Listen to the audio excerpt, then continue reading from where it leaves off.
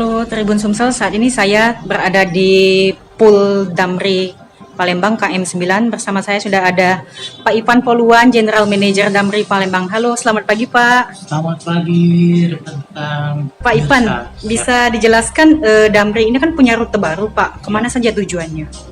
Baik, saat ini Damri Palembang membuka trayek rute baru, yaitu trayek angkutan wisata, khusus angkutan wisata. Dia beroperasi di akhir pekan.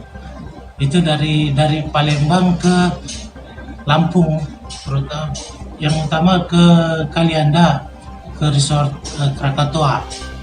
Di sana Damri kami siapkan dari sini berangkat jam 7 pagi.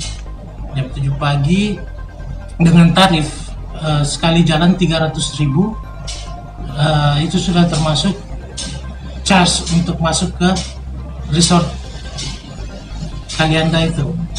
Nah, kalau untuk PP kami kenakan tarif 500.000.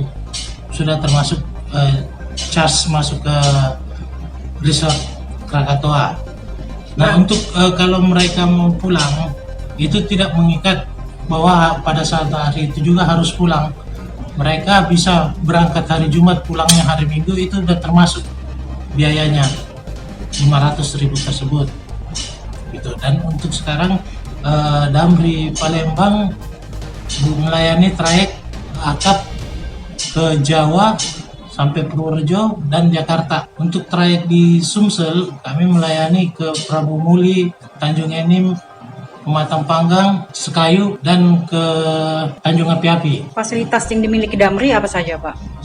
Untuk ke angkutan pariwisata kami siapkan kendaraan jenis mikrobus, yaitu kendaraan HS, dan semua kendaraan kami ekonomi, tapi ekonomi AC. Pak, untuk tarif sendiri Pak?